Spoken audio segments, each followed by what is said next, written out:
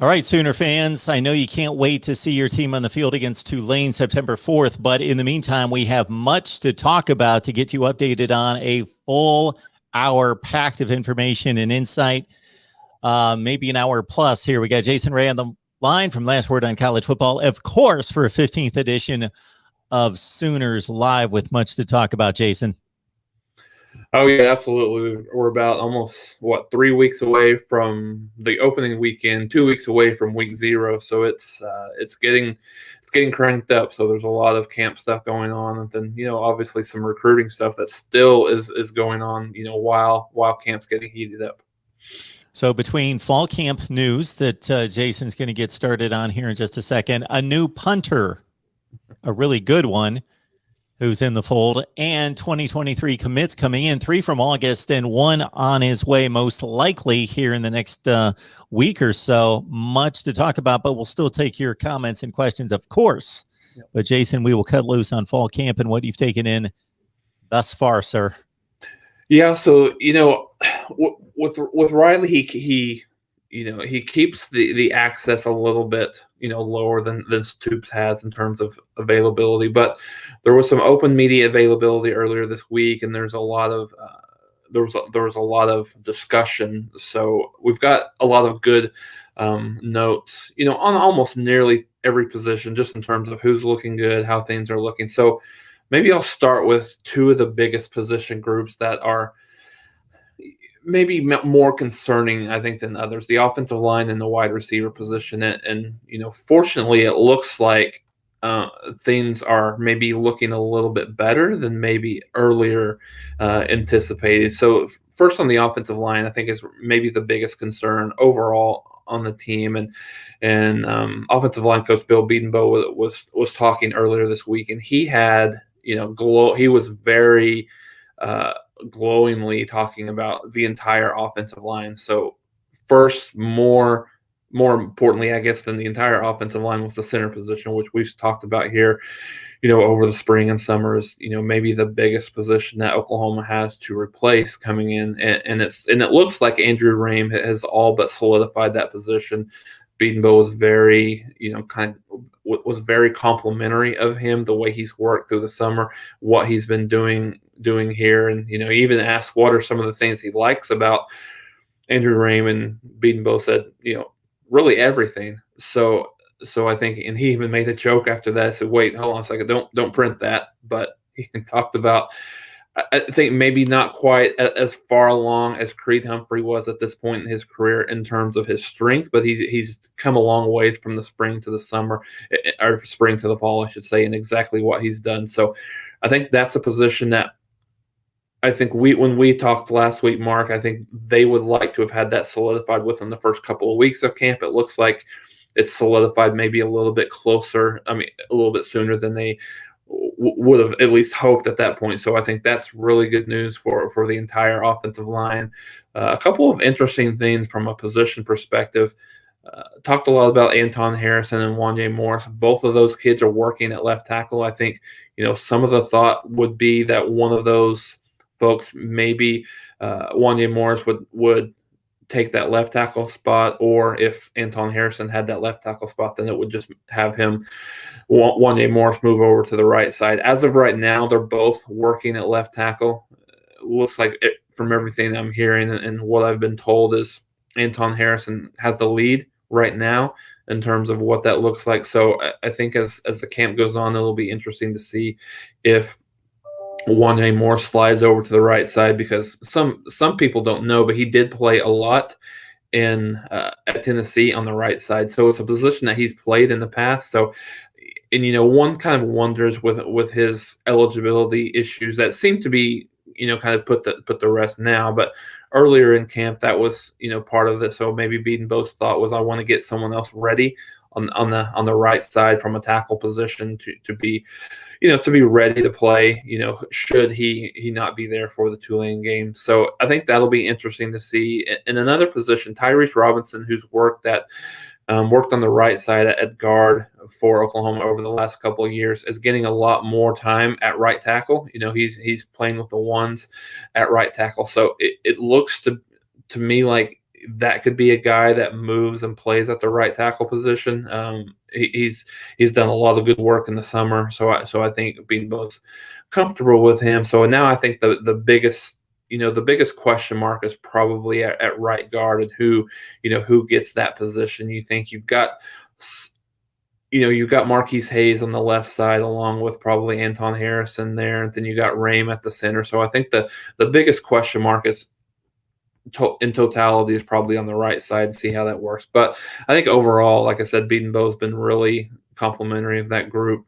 And then when you move to the wide receiver position, really is a group that Lincoln Riley pushed in the early in the spring. So a team that's an area of the team that's got to be a lot better. And from everything we've heard so far, it has been. They played really well, and they played really well in the spring, and then that's carried over into the summer. A lot of work in the weight room. You've got a couple of guys that have been, injured. Jaden Hazelwood and Theo Weiss are a couple of guys, and they look really good. In the probably 20-30 minutes that we were able to see, the practice, and you see Jaden Hazelwood running free without any knee braces or anything like that. And then Theo Weiss is a guy, when he had a little bit of an ankle leg thing in the spring, and you could see that he had that with that opportunity. He worked on his upper body a lot stronger. But I think more, we've talked about Mike Woods, who's a guy that came in from Arkansas. He's been really, really impressive early on. So I think Oklahoma has marked probably about 6 guys in that rotation right now that they feel comfortable with Jaden Hazelwood, Theo Weiss, Marvin Mims, Drake Stoops, Mike Woods, and I think I missed one here. I want to make sure I get and Mario Williams. Obviously, he's a true freshman that'll come in and he'll play a lot. So I think they feel like they got a good 6-man rotation. Cody Williams is a guy that could get into that rotation right now. He's probably a little bit on the outside looking in, but it's just always fun that we always forget about him, and we kind of come back to him as Drake Stoops as a guy that always makes plays. Oklahoma, the official Twitter account releases their videos, and there was one video that was dedicated to him specifically on all the the plays that he's going to be able to make. So certainly a guy that's probably not going to be a starter, but he's going to be regularly in the rotation. So those two areas that were a little bit of concern for Oklahoma fans coming in on the offensive side of the ball look to be playing well early on. Looking at the running back position, Eric Gray is still the guy, the number one name that kind of gets talked about. So I would expect him to start, but I think Kennedy Brooks is going to get this a pretty good amount of carries and playing time. Been told that he looks much better here in the fall than he did in the spring.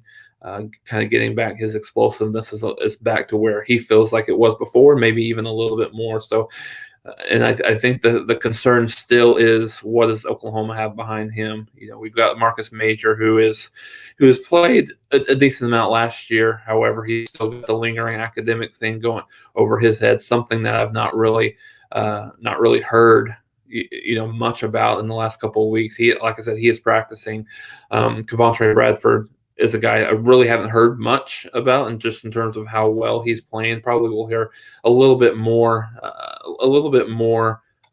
next week in terms of just some offensive players and some offensive coaches getting some media time. But as of right now, it looks obviously to be Eric Gray and Kennedy Brooks as the 2 top guys, but they need that third and/or fourth guy to kind of solidify themselves and be there.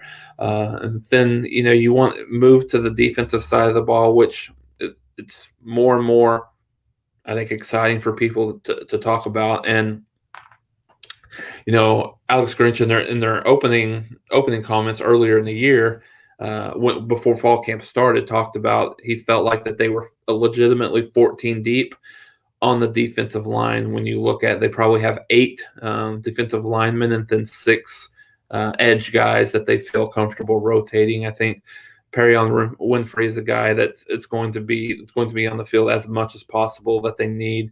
It looks like Jalen Redmond, which again is a kind of a sight for sore eyes in terms of Oklahoma fans and looking at who can play and who can compete for the starting job. It looks like Jalen Redmond at this point has really kind of solidified himself as that other tackle. And right now, if the season were to start today, I think he would be in the starting rotation. But you've got 6 more guys that will be battling for playing time. Jordan Kelly is a guy that you hear a lot about. Laron Stokes is a guy that's has been there for a long time, but he is a guy that's playing really well. You've got Kelvin Gilliam as a true freshman who looks the part and is going to be in that rotation, and then Isaiah Coe is a junior college guy who'll be in that rotation.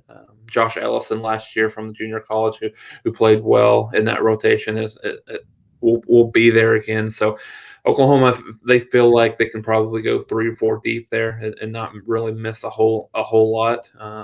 Then when you move on to the defensive end position, you've got guys like Isaiah Thomas that will be there. He'll probably move inside to outside. He's a guy that will kind of move in and out a little bit, but he's still an edge guy right there. Who's the one of the big leaders overall on the team, is taking more of a vocal leadership of the overall defense this year. You also got a guy like Nick Benito, again, kind of the same thing. He's played well, and I think one of the we talked a lot about last week, Mark, just in terms of some of the true freshmen that might make a mark. And I've heard Clayton Smith is a guy that has really come on over the last few days in practice, and kind of that light is coming on for him. So I feel like he'll be in that rotation as well within a few. Marcus Stripling is another guy that will play a lot as well. So. And I think as you move towards the back half of the defense, that linebacker David Agwebu is a guy that really seems to look more like a guy that can really be that middle linebacker that Oklahoma more in the mold of a Kenneth Murray that they've had in the past. Maybe he has an opportunity for him to kind of showcase himself, and as opposed to more of kind of a 50-50, timeshare situation last year.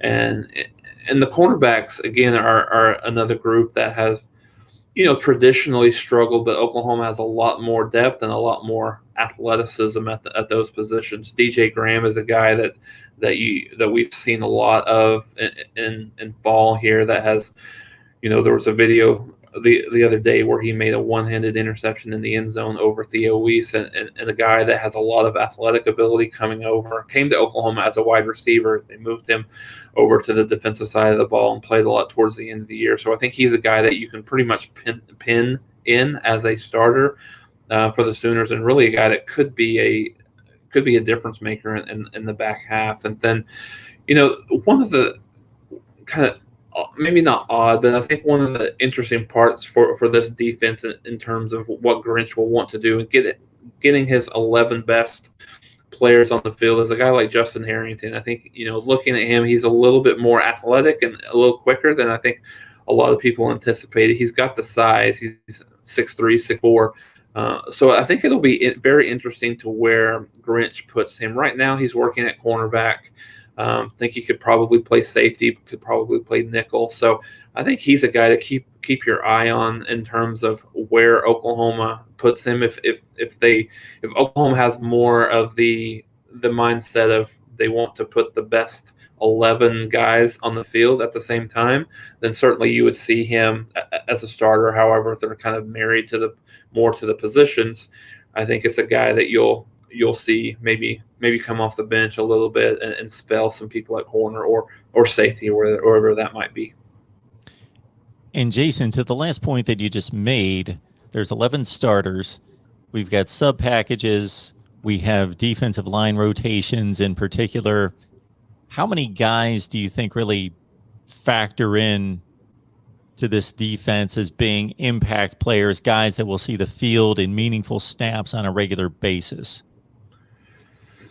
Overall, or just is that like another 4 or 5? Is that probably take us to 15 or 16 guys?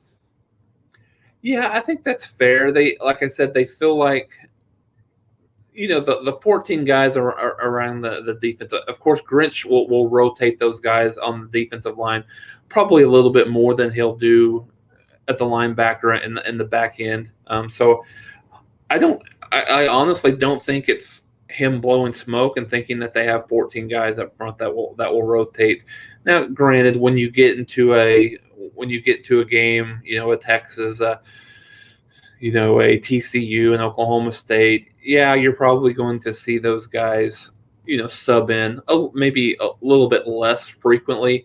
I think they've got more bodies on the front half than they do on the back half in terms of that. I don't see them. I think you probably got about in the secondary. You probably got 6 guys that probably rotate pretty regularly. So I think I would think they feel good about the first probably 18 to 19 kids overall at in terms of the defense and for the question, I think here Bryson Washington is a kid that is not progressed. I think physically and kind of on the field as quickly as a lot of people would have thought he would, but I think he's a guy that they're going to need to count on to maybe give them some minutes this year.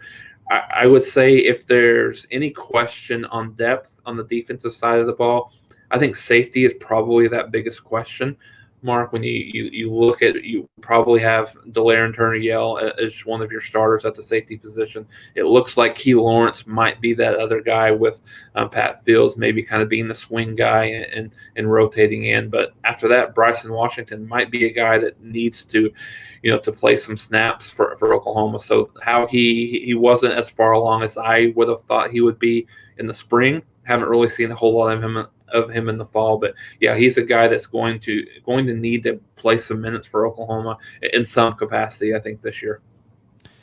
Bryson Washington got into 4 games as a freshman, made 7 tackles after coming to the program out of Houston as a top 20 safety nationally. Like to thank everyone for being here. Of course, especially we've got that question coming in from 28AD28. Of course, John's got a question we'll get to in just a second. Jimmy's on the line. Cheryl, good to see you as always. Trisha, and that's the folks that have commented thus far. John's got a question concerning, as I read this, not necessarily just the Oklahoma passing game, but the receivers specifically being challenged. So take the pass rush out of it, and we're just talking about secondary play. For me, Texas, Iowa State, and TCU come to mind right out of the gate. Oklahoma State, though, may have had a top 2 or 3 defense in the conference last year as well, in terms of just having the kind of athletes in the secondary to put up a fight against the OU receivers. No, I think you're spot on, Mark. Those are the teams that I would have mentioned certainly early on. Nebraska's interesting. I don't know. I've seen a lot of good things out of them in camp, just in terms of maybe they're a team that can kind of turn the corner a little bit. But I think if anyone would in the first 3-4 weeks of the season, I think it would be Nebraska, certainly. But I think, to your point, Mark, when you get to TCU and Texas and Oklahoma State and Iowa State, those are the 4 teams that I think can challenge Oklahoma. And I think Iowa State's kind of interesting. They probably don't have the athletes that those other schools have, at least in the back half of the defense, but they always seem to play Oklahoma much better defensively. One of the best coached teams overall, not even in the conference but the country. So I think those are some teams that can challenge Oklahoma from the receiver position. But again, that's 4 or 5 weeks into the season. Oklahoma receivers, you would think that would have hopefully kind of solidified themselves a little bit as a much improved unit by that time. So that'll be an interesting matchup to watch when it comes in the middle half of the season. Nebraska is returning 10 starters on defense, and the one spot that they missed a starter from last year is at cornerback, and they actually got a transfer in from Ohio State, Tyreek Johnson, who was a 5-star, hasn't done anything at the collegiate level.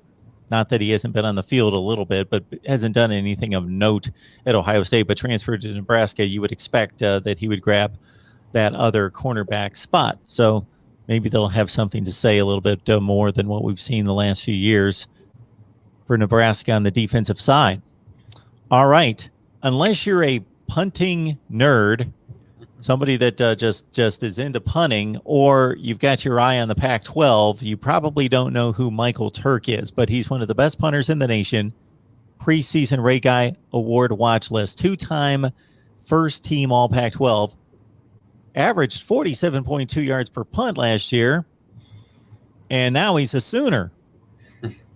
Yeah, Mark, that was very, it was kind of a late news dump. I mean, a Thursday night, you usually hear these on Friday night late news dumps, but this was something that he announced on his Instagram page last night, late, like I think 8 or 9 o'clock p.m., like local time here, and didn't really know a whole lot about him, Mark. With him being on the West Coast, but did a little research and looked in just one of the strangest stories I think that you'll ever see out of a person's career in college. He initially out of high school, he went to Lafayette College, was there for a year, transferred into Arizona State, was there for 2 years, for those 2 years, entered the NFL draft last year, I believe it was, or maybe 2 years ago, I should say, and did not get drafted, was allowed to come back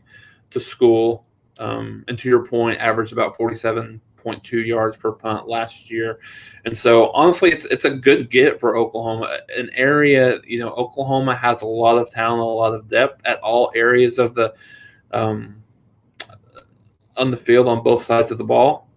Punter's probably a position where they're probably the weakest at. You look at a guy named Maurice Munchau, who's been the starting punter for the last couple of years for Oklahoma, only averaged a little bit over 37 yards per punt last year.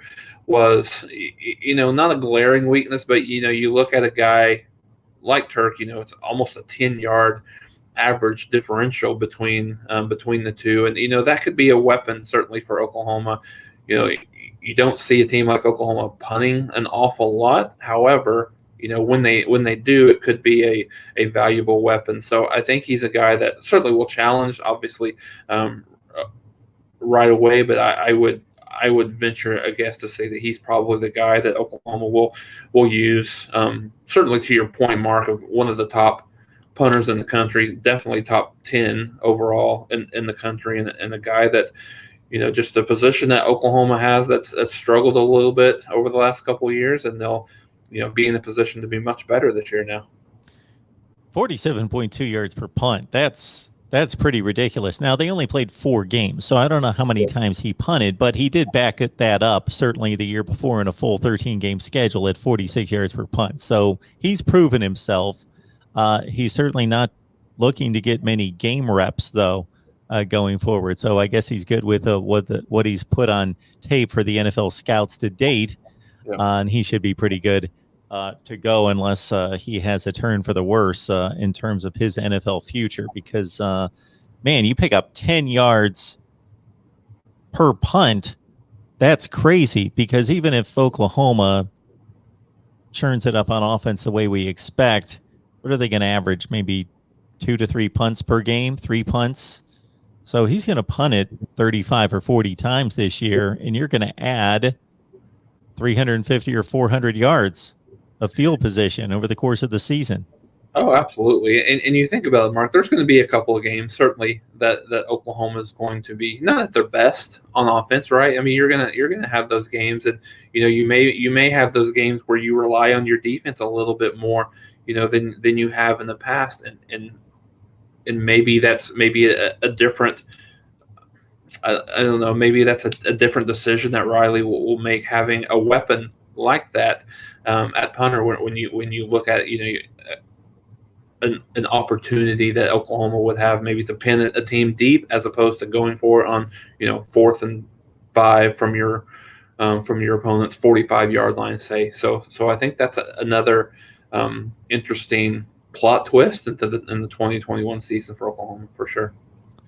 P. Henry 76 believes that the offense is on par or possibly better than the Kyler Murray year of 2018. He says the D should be the best that it's been in years. The question is whether Lincoln can develop that killer mentality and push to put teams away. Now, I don't know if he's talking about killer mentality, meaning his approach to the game management to put teams away, or I would think maybe Alex Grinch factors into this question as well in regards to the defensive mentality. Yeah, I think so. So, Mark, kind of interesting. I'll piggyback off of that and do a little shameless plug here. I wrote about that in one of our stories on Last Word on college football last week that talked a lot about some of the storylines for camp, and one of those was, how is Lincoln Riley going to develop that killer mentality or that finisher mentality for Oklahoma this year? And there's been a few examples that you can look at where Oklahoma has had teams on the ropes the last couple of years and they've not been able to completely finish the job. Going back to 2019, Oklahoma had a 21-point lead against Iowa State in the third quarter, ended up a missed 2-point, a 2-point conversion away from losing that game, won the game by a single point. And then there was other games as well. The TCU game, they were up by 21 points early, ended up winning the game by a field goal. You look at last year, that both Iowa State games, they had a lead, specifically in the Big 12 championship game. They had a comfortable lead. They had to hang on there. They had obviously the Kansas State game, they were up by 21 points. They lost that one. Texas game, they were up by 14 points in the fourth quarter. They had to go to overtime to win that game. So, and it's not all on Riley. I mentioned that, but I think a lot of it, their third down, I think the big component was the third down conversion percentage offensively was not as good as it has been in the past. So I think that's part of it, but really just kind of putting his foot on the gas pedal, I think, is going to be it's a little bit of I would say, a storyline to watch for this season, specifically in some of these games that Oklahoma is a heavy favorite or has games in control.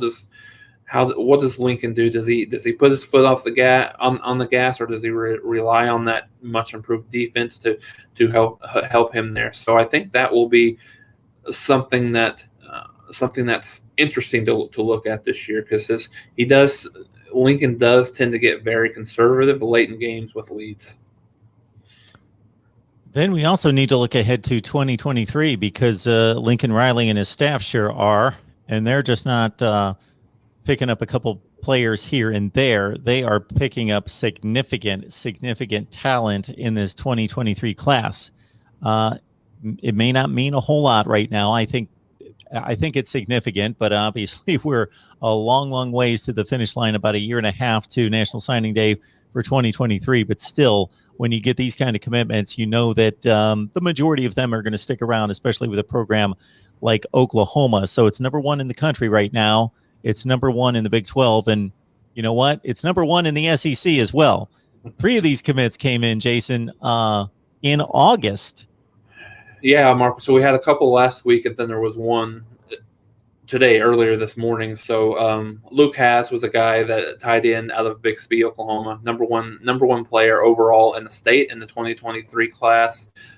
He's the number 2, number 3 tight end overall in the country. He's a 4-star commit, a guy that, I think there's been some ridicule on the Oklahoma program just of getting the number of Oklahoma kids into the program, and it's been much better for the recruiting in state over the last few months. So I think there's been a renewed desire to not let some of the best talent in the state of Oklahoma, kind of get out of there. And then Makai Lemon is another guy, another 5-star guy who, out of California, is teammates with Malachi Wilson, who's a commit for Oklahoma in the 2023 class as well. Malachi Nelson, is a commit for Oklahoma in the 2023 class. And another 5-star guy. He's an athlete, one of the best athletes in the country. He probably projects to be a wide receiver for Oklahoma. And then today, Joshua Bates, offensive lineman, a center, 6'3", 280. The number 33, 34 overall, offensive lineman, interior offensive lineman product in the 2023 class. So yeah, Mark, as you mentioned, 2023 is heating up. The 2022 recruiting is a little, some of those kids are certainly getting ready for their senior year. So not a whole lot of news on that one. However, there's another kid that Oklahoma fans are wanting to kind of get excited about is Brandon Ennis, who's a 5-star guy out of Fort Lauderdale, Florida, who's the number one wide receiver in the country, number 9 overall product in the country. He's a 5-star kid. He will make his announcement next week on the 23rd, actually a week and a half from now, on the 22nd, I should say. So I think all signs point to him being an Oklahoma commitment here in the near future. I think Steve Wilfong of 247 has him going to Oklahoma as like a 7 or 8 confident. So he's pretty confident that that's where he's going to go. So yeah, I think Oklahoma's heating up. Certainly all of these. I know there's always the thought Oklahoma seems to be getting really early on the offensive guys, and then kind of some of the defensive guys seem to follow a little bit. So I think all of the commits that Oklahoma has right now are on the offensive side of the ball, but the defense will come. I know people get a little bit nervous when it's just all offense earlier in the year, and I know that's just kind of probably some fatigue over the recruiting fatigue over the years. But yeah, the defensive stuff will come. But yeah, Oklahoma's looking as a clear number 1 at this point. Way too early, but right now it's looking really solid.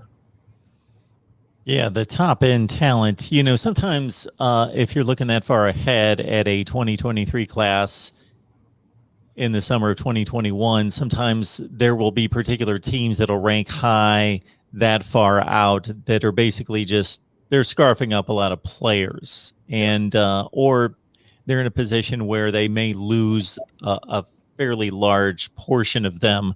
When we see the likes of Rutgers in the top 10, as we did a couple months ago for the 22 class, that sort of thing, you can raise an eyebrow. But these are 5 stars, and not that they're going to get all of them, but they're not going to lose many at all.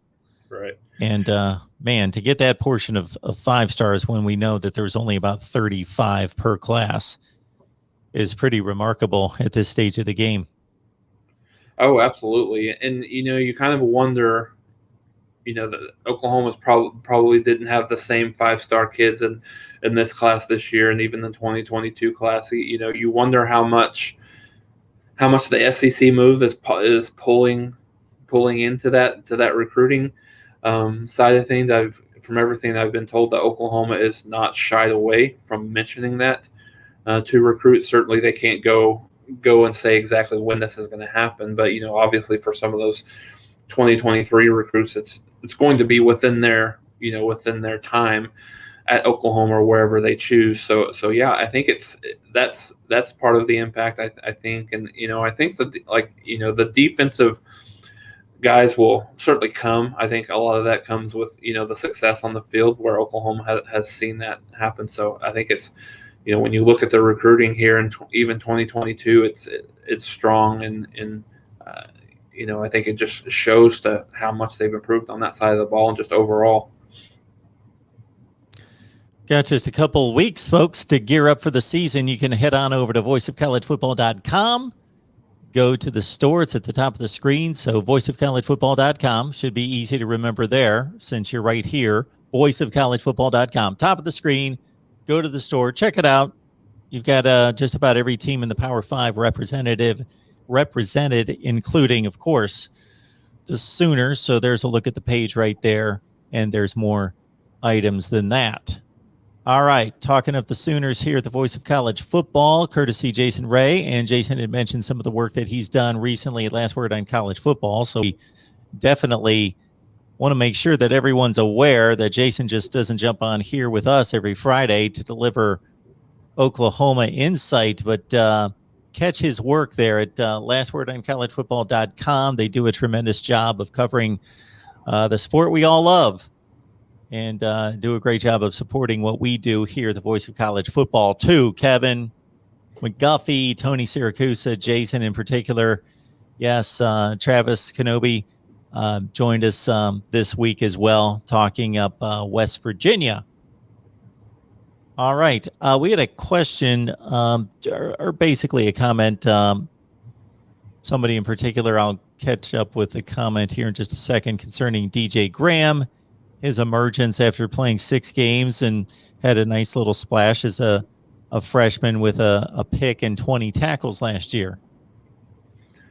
Yeah, I think more than anybody in the secondary, I think he's the guy that can be a difference maker. His athleticism there, he as you mentioned, he played in 6 games, but as the season moved forward, he played much more. He got a lot more reps. He was behind Trey Brown, of course, but got into a lot of games. Started that game against Florida in the Cotton Bowl and played really well. So I think the only thing that really holds him back at this point is, just the fact that he doesn't have a whole lot of experience in the secondary. But I think getting that experience in the latter half of last year and then, coming forward this year will be big for a team like Oklahoma that has a really good, maybe one of the best defensive lines in the country, at least, top 5 in the country for sure at this point. And, in the secondary, it doesn't have to be great. It just has to be,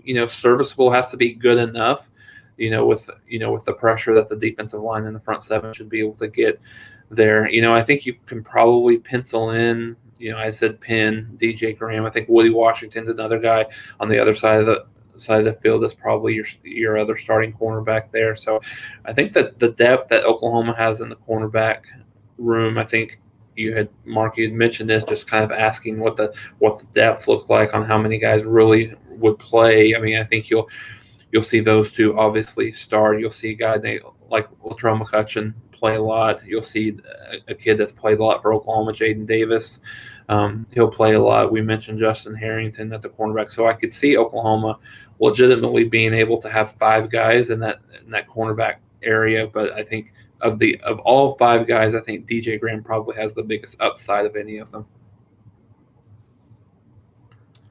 Over on our main channel, and we'll live to see whether I regret this or not, but I have threatened to do this in the past, but I never went through on it. I never committed to it. I never guaranteed, but here we are. So the opening weekend, full weekend of the season, the week 1 is September 4th. That's Saturday. We've got a collection of games on Thursday night, the 2nd. So here's the plan. We figure once those games are completed, we'll do some post game that should last till about 2 a.m. I think we've got Ohio State, Minnesota is the main game, but there are some other ones that are a little bit later out west.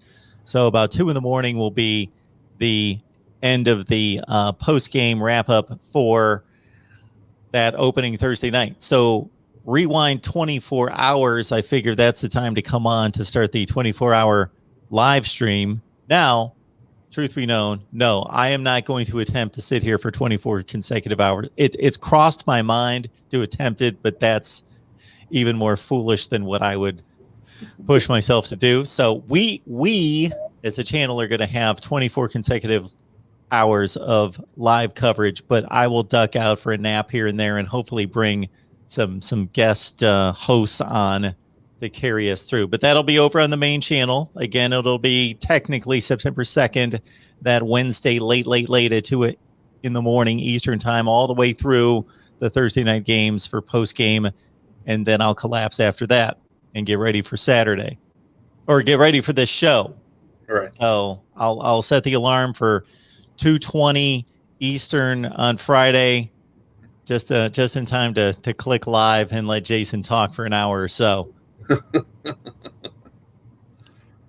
And at that point, we will certainly be experts, Jason, on the green wave of Tulane. Indeed, we will. We will be experts by that point. Absolutely. I believe we've got 2 shows to get ready for that. So we've got this week's show, of course, and then the 20th and 27th. Does that make sense? Today's the 13th.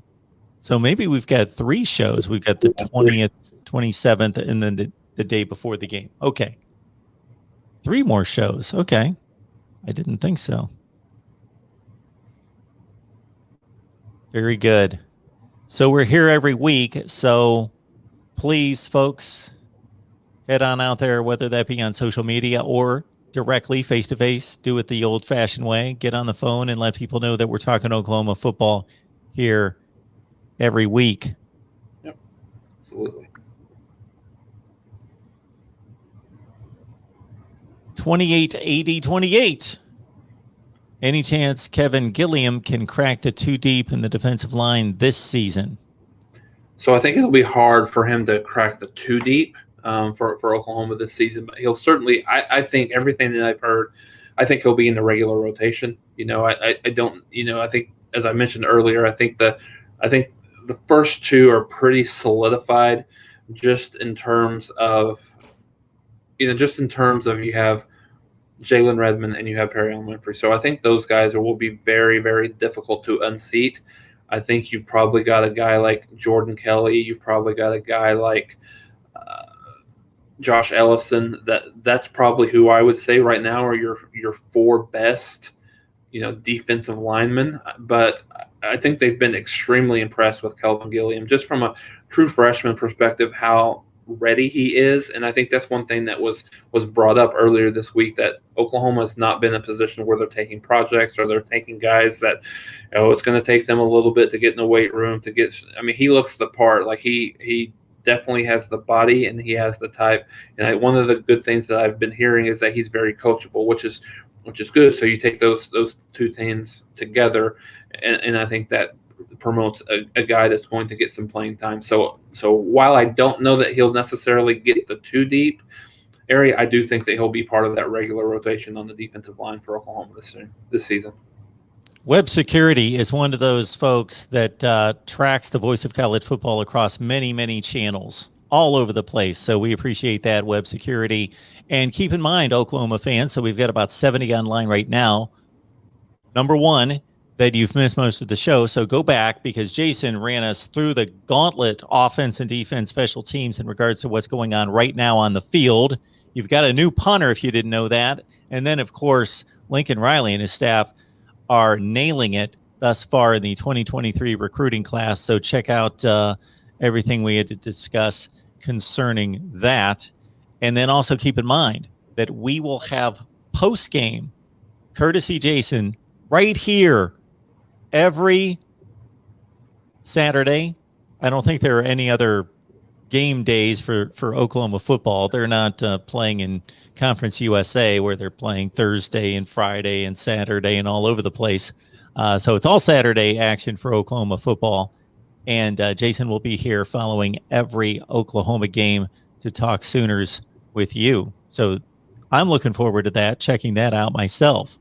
Absolutely. Yeah, I'm looking forward to it as well. I'm excited to be able to do both the pregame and the postgame. So we'll have some fun, talk about other games across the country, maybe take some calls and comments and talk about what some of the, we'll go through maybe some players of the game, and we'll go through some impact players and some surprises, and I think we'll have a good time with it. Absolutely. So for anybody that's been watching what I do long enough to go back to last football season, you know that I camp out on Saturday, catch as many games as possible, go live as many times as possible, do instant analysis, the whole deal on the main channel. So now with Oklahoma, Notre Dame, possibly USC and Oregon, it remains to be seen. Florida, Texas A&M, the SEC, Florida State, Miami, Ohio State, Michigan, Iowa, Virginia Tech. I don't think I missed anyone. I expect like nobody's going to be watching me. You're going to watch all these team post-game shows, which will be fine. That's what I want. I want everybody to be well served. So regardless of your team, if it's one of those 10 or 15, we've got you covered with post-game, and who knows, we may be able to add a few more. So, but for you Oklahoma fans, this is the place to be. All right, we've got this might be a good topic to run down in one of the next few weeks, is a stats projection category of sorts. So Jimmy would like to know what you're projecting for Mike Wood's production in receiving. So let's start with kind of talking about him as a player, and I think one of the things that I've seen a lot of players and coaches talk about is how physical of a guy that he is and how lengthy of a guy that he is. So I think he's a guy that checks off a couple of different boxes for Oklahoma in terms of a guy that can go. He's so big and he's so athletic and he's so strong that he can go over the middle. But I think he's a guy that, as we saw last couple of years, for those that covered and watched the SEC and even Arkansas to an extent, is he can stretch the field. He had a couple of really long touchdown catches against Florida that I remember. So I think he's a guy that I would say, right now I think catches him anywhere between 30 and 50 balls this year for Oklahoma, 800 yards for the Sooners, and 8 or 9 touchdowns. I think he's a guy that's probably a guy that starts for Oklahoma this year. I think, and the starters are going to be very loose because I think the rotation among that group will be very similar to what Oklahoma will rotate on the defensive line. I think you'll see, as I mentioned earlier, you'll see 6 or 7 guys rotate fairly exclusively on that. But I think he's a guy that if Oklahoma starts out, let's just say they start out in a 4 wide receiver set. You probably have because Oklahoma, they change the formation so much. Sometimes they'll go 2 tight ends. Sometimes they'll go 4 wide receivers. So if the top 4 guys, I think that you'll see out there, you'll see Marvin Mims. I think you'll see Mario Williams. I think you'll see Jaden Hazelwood and Mike Woods. I think are your top 4 guys that you'll see there. But the other guys will rotate in. But yeah, I think he's a guy that has maybe more upside than anyone else on the team. Maybe save Jaden Hazelwood this year because you got to think about a guy like Mike Woods. It's a money year for him more than anything else. He came to Oklahoma to improve his draft status. There was a story about him in the spring where he caught a touchdown for Arkansas in the spring game on a Saturday. The next Friday, he was committed to Oklahoma. So I think it certainly is something that he was thinking about. But everything at that point that I had heard was really he was a guy that was wanting to get himself into a more attractive offense for him to pursue his dreams in the NFL. So I think he's a guy that I wouldn't be surprised to see him be, maybe the number 2, number 3 leading receiver for the Sooners this year. Jason, this is a heck of a projection here. Brandon is saying, what are your thoughts? And maybe, Jason, I'll give you a breather here for a quick second because I'll give you my thoughts. What are your thoughts on the chances, if we stay healthy, that we can go undefeated this season? I say 92% with approximately 3 shutouts. Okay. My thoughts would be that Oklahoma probably, to me, has the best chance of any team in the country. Clemson, Oklahoma. It's very close. Basically, they have the best odds of winning their conference. I think it's a pretty good debate between Oklahoma and Clemson. But 92% to go undefeated, I don't know that they're at 92% to win the conference. That's extremely high against the field, and considering how good Iowa State is and that things can happen. And of course, once they do win the conference championship this year, you can always look back and say, well, of course, 92% was at least, it might have been too low. But realistically thinking, with all the factors involved, 92% to go undefeated, wow, I think that's high. I'm going to go more in the range of high 80s, 86, 87% to win the conference, and something in the range of 65. I don't even know that high. 50-50 maybe to go undefeated. So I would probably go maybe a little higher on the on the undefeated side, I mean, I think, if you for Oklahoma to have the year that they want to have, they need to go undefeated. And when you look at it, I think it's interesting to think about it, Mark, from that side. Oklahoma's going to be a double-digit favorite in every game, maybe except Texas, kind of depending on what that looks like. So, yes, if you're going by past history, yeah, I mean, I think you're right on with your 50-50 stuff because, and I don't have this right in front of me. I'm trying to remember the last year that Oklahoma actually went undefeated in the regular season. Gosh, I mean, it's been a while. It may be early 2000s, maybe 2004. Probably. Might have been the last time that they went undefeated because I'm trying to remember the 2009 team they lost to. 2009 team lost to a regular season game against Texas. So when you think about that, it's been a long time. Nearly 20 years, which is kind of surprising in itself that Oklahoma's, finished the regular season undefeated, if that's exactly what it was. But I would probably put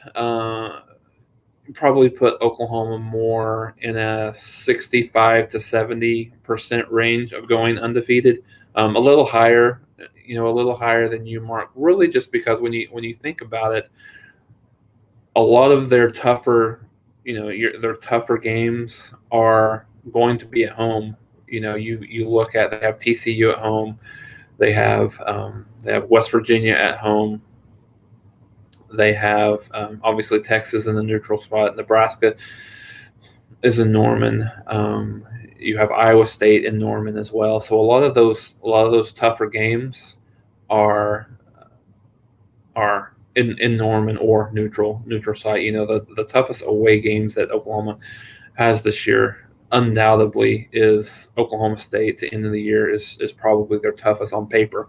So I don't know. I think the last topic that we have bleeds really well into this topic, and being as smart as you are, Mark, I'm sure you did that on purpose. So just in terms of understanding Oklahoma putting their foot on the gas pedal, I think that how they're able to do that maybe equates to if they're able to go undefeated this year. I will say this, just among the fan base, I think if Oklahoma loses a regular season game, it'll be a disappointment. And now if they happen to still make the playoffs and win a playoff game or the national championship with one loss, certainly that disappointment will go away very, very quickly. However, I think because you think it's got to be a team. If Oklahoma loses to a team other than like Texas or Iowa State, I think that will be a very disappointing area. But it's happened each and every year, so wouldn't be out of the realm of possibilities.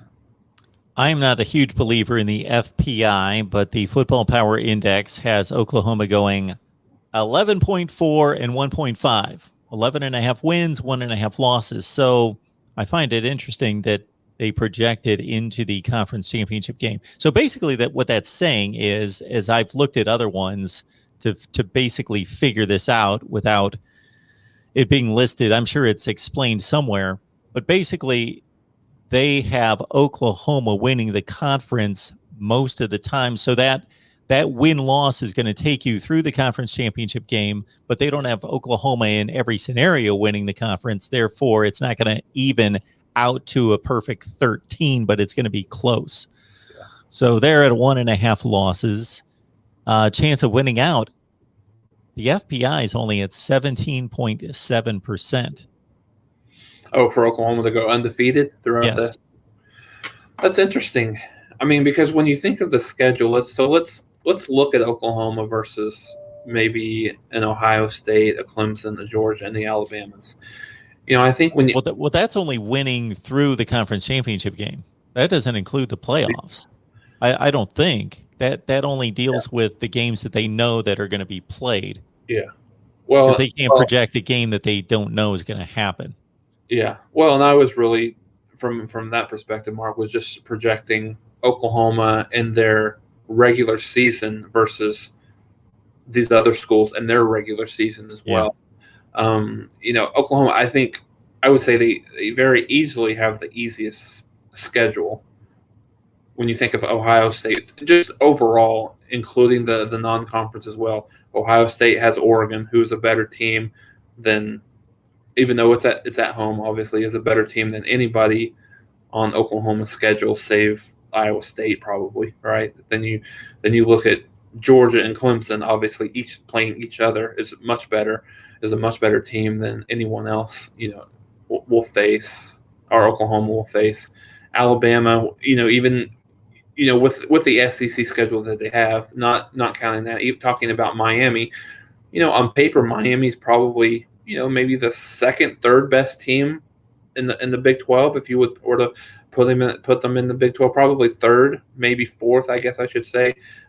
Certainly behind Iowa State, I think, coming in. So I think that, like I said, that'll be interesting. I think part of that probably has to do, I would say it has to do with Oklahoma's history on they've just continuously lost to teams that they're much better than. So I think I think that's